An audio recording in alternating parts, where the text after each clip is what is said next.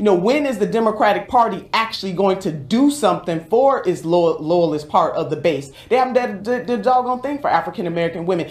So I don't really watch CNN all that often, but when I do, it's usually because of former Ohio State Senator Nina Turner. Now, Nina was on CNN with Don Lemon, Bakari Sellers, and Van Jones. And as usual, when Nina Turner is on television, she drops some serious knowledge. So I'm going to play a couple clips here and then make some commentary. I mean, Don, look, NBA draft was tonight, and we should take a message from that. The teams that were losing wanted to draft players that can help them win. And it is just as simple as that. And if the NBA can do that every year, they don't wait every 4 years, they don't wait every decade, they assess every year.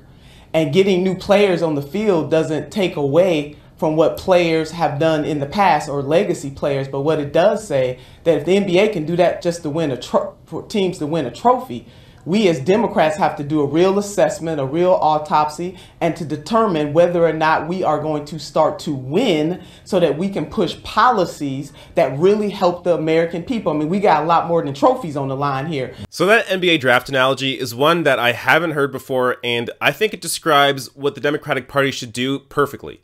So sports teams, every year they assess their year, whether they're a winning team or whether they're a losing team. They assess what they're doing, they look at their players, they look at their coach, they look at their staff, and think, how can we make changes to improve our situation? Why aren't political parties doing this? Why aren't they doing this every year? Every year they should be assessing whether they're winning or losing.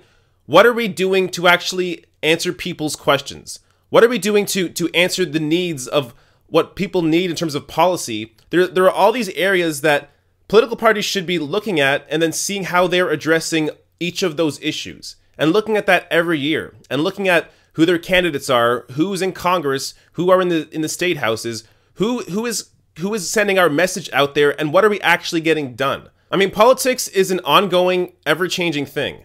So you have to see if you're actually assessing the needs of your citizens and of your voters and what you can do as a party to get more people out to the polls to vote for you so you can enact those policies that they want. Now in this next clip, Nina Turner makes another fantastic point. And the coalition that Barack Obama had has been the core of the Democratic Party for a very long period of time. That core is African American women. That is how we win. We lost this election in 2016 because African American voters, the turnout of African American voters compared to 2008 and 2012 went down in every single swing state. When is the Democratic Party actually going to do something for its loyalist part of the base? They haven't done the doggone thing for African American women.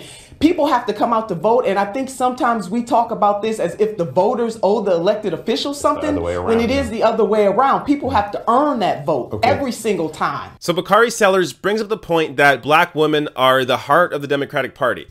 And Nina Turner agrees that, yeah, they are, because they're loyal voting Democrats. But what has the Democratic Party done for black women? And this gets to the great point that she makes at the end there. Voters, we're not obliged to give anybody our vote. The vote has to be earned by the politician. And look, I'm saying this as somebody that's run in an election. It was a small election, but I ran in an election. And I lost. And when I lost, did I turn around and go, no, it was the voters' fault I lost. Screw them. They should have been smarter and voted for me. No. You have to be able to get your message out there. And obviously, sometimes not all the blame is going to fall on the candidate. Sometimes you need money that you just can't get without making certain promises. And you don't want to make those promises so you don't get that money. But you have to understand that none of the blame goes to the voters. You can't blame voters for losing.